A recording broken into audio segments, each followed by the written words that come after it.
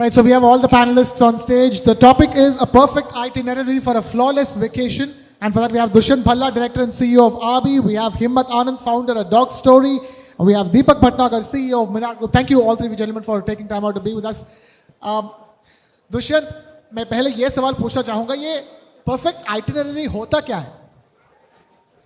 So, as we say, the perfect itinerary is for you. So, luxury travel is not about always the expensive and the bling. It's about what is customized for you, what you like. So, the perfect itinerary is for you. Whether you like to shop, so it's a shopping. If you have kids traveling, it's the amusement parks.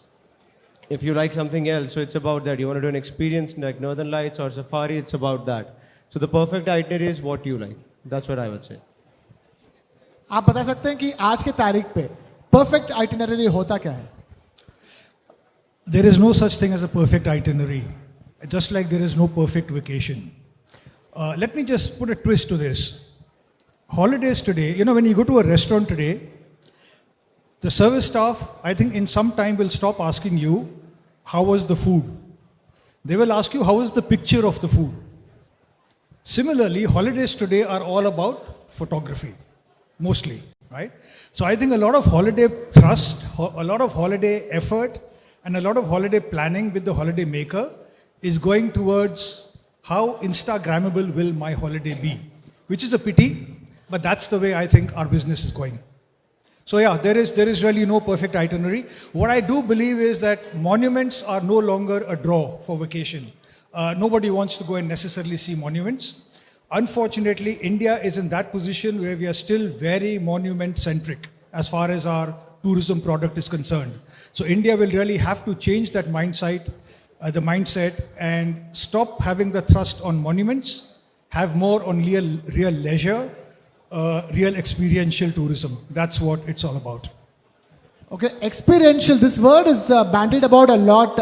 Experiential tourism में आज Gen Z हो या उनसे भी ज़्यादा उम्र के लोग, सब लोग experience चाहते हैं. See, first question is, what is a perfect itinerary? To arrive on a perfect itinerary, I think the most important part is to know your customer or to know your potential customer. Until unless we know our customer, we cannot plan anything, what they want.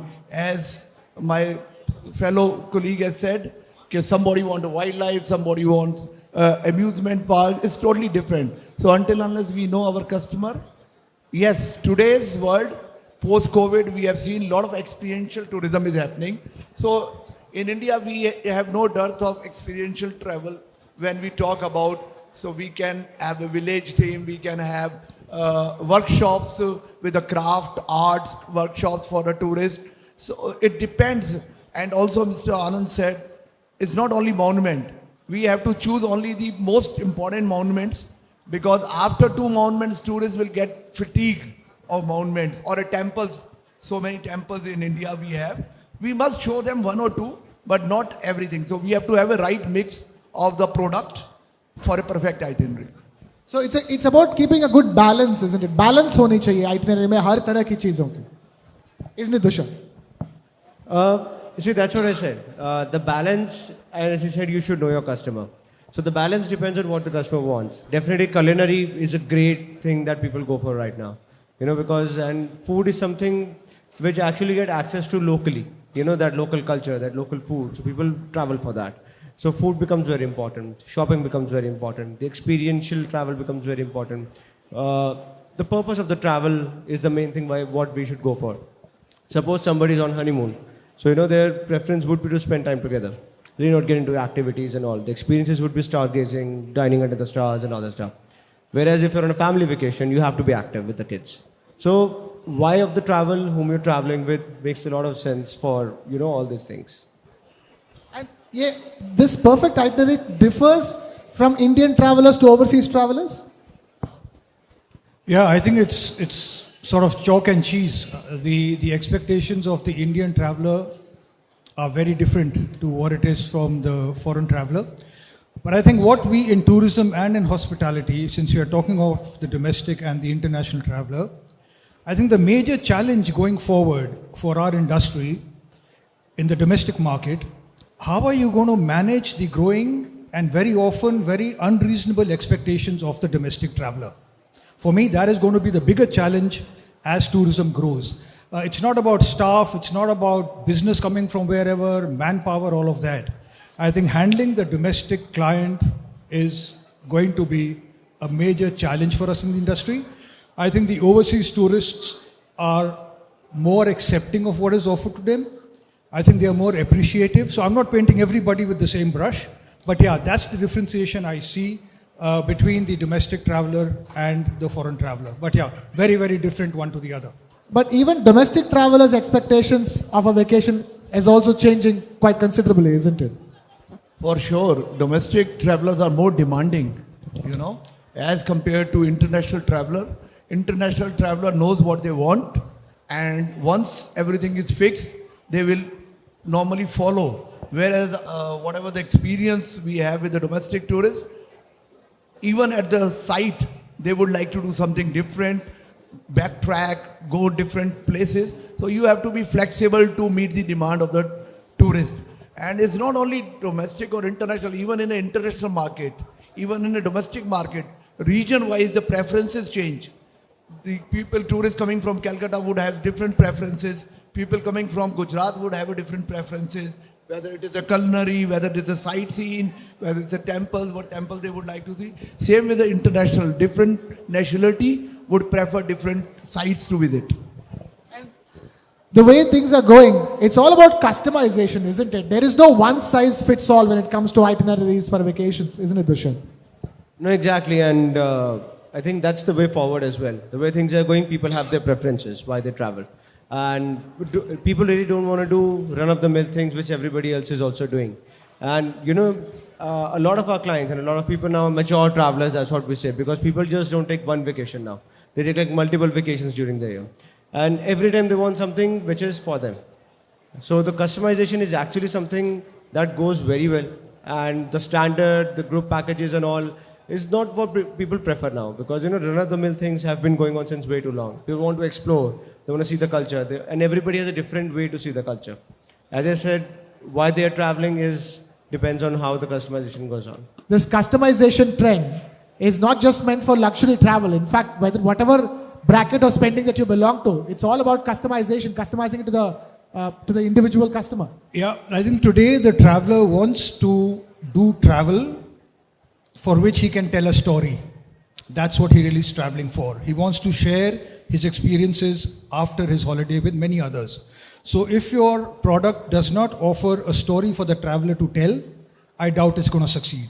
So it's more about traveling along with storytelling and identifying with what you're doing. That's what I think travel is moving towards basically. So it's all about storytelling, isn't it? 100%, as Mr. Anand said, today we are living in the era of Instagram, Facebooks. The moment you go, first thing what you'd like with your picture or without your picture, you want to post where you are. And then you want to tell a story. So about that. So it's very, very important we choose the right places which has a lot of history. As far as the Indian product is concerned, we have a lot of stories. So that's not a challenge. And also you were talking about customization. So that's why we say tailor-made. Tailor means what you want, so we will make it that. That's why we say knowing your customer is the most key to prepare any itinerary. If I were to ask you, what would be your advice to travelers and for travel makers? In a world of so much uncertainty, where there's so many factors, everything from weather, to other events that can, interfere with your vacation. What would be, say, the top 3 things that they need to keep in mind while crafting their itinerary? Well, I think when you're crafting the itinerary for the travel makers is, again, number one, see why about the travel. The purpose of the travel is very important. Well, that's what defines. The second thing that you look at is definitely the budget. What they're looking at, whether it's a Four Seasons or it's a Hyatt or it's a Marriott. So every traveler has a different budget that they travel on. And, the third is the inclination for the travel, whether it's spirituality, whether it's fun, whether it's vacation, whether it's summer vacation or a family vacation. So these are the top 3 things I would consider when we're designing travel for them. Okay. And before, we talk about the number one things, you was talking about the seasons. Shoulder season travel has become a big deal, isn't it? Especially to Europe and Indians want to travel to overseas. This not going during prime travel season, but like doing it a month before or after. No, I think that's the advice you should give travelers. Never travel during high season. Avoid weekend travel. Avoid long weekends. You end up paying a lot of money, at least 30%, 40% more than you would normally pay. The quality of service drops because there's so much of pressure on the staff to deliver. So yeah, I think shoulder time is the best time to go, and weather also holds good. How price sensitive do you think customers have become, or do you think they've become price insensitive, Dushyant? So I think it's never about the price sensitive or price not being sensitive. It's about the value that you bring to the table, whether it's hotel or it's an experience. So something which is easily available is always price sensitive. Something which is inaccessible, there's no price to it. So I feel it's never a price sensitive customer. It's about the value you create with that hotel, with that service, or with the flight. That's how it is, I would say. Right, so that's luxury travel. If I were to ask you, the same thing, does it apply? Because prices have gone up by around 30% post-pandemic, isn't it? No, I think the market, so we have to again look at it, both domestic and international have become very conscious of pricing. I think where pricing doesn't matter is the top 5% of the traveler, which is the luxury traveler. He wants what he wants and he's willing to pay whatever he wants to pay for it. Lower down the ladder, I'm sure, and I think the OTAs also now, since prices are so visible, you easily know who's offering what at what price point. So I think going forward, the way economies are going, the way the stock market is going, all that has an impact on the paying capacity of the traveler. So yeah, I think pricing is going to get more and more squeezed as we go along. And correspondingly, the demands of the traveler are going to go more and more up as we go along. So the challenge will be, how do I balance both of these? Prices are going up, so are demand, isn't it? And that is the ultimate conundrum. How does one travel maker outdo the other one then? So, the price sensitivity will remain always from the beginning, whether we are in crisis or not crisis, or post-COVID or COVID, pre-COVID. So prices are sensitive. Demand is increasing, no doubt. So is the new products are coming in the market. So their development, when we talk in the perspective of India, we are having so many new hotels are coming and all. It is a transit time when we have a demand and supply gap. I think there are very few cities. Otherwise, not every city is doing 100% occupancies or all. So the price will remain the king of the market. If you want a client to attract, what my colleague said, okay, we need to package it with a value. And if we are able to convince the price has a value, then client may buy, but they will always bargain. So that bargaining is international now. Bargaining is international. It's a solid truth as we discuss the perfect itinerary. I'm afraid we run out of time over here. I'm going to thank Dushyant Bhalla, Himmat Anand and Deepak Bhatnagar for taking time out to be with us over here at the World Travel and Tourism Festival. Thank you so much.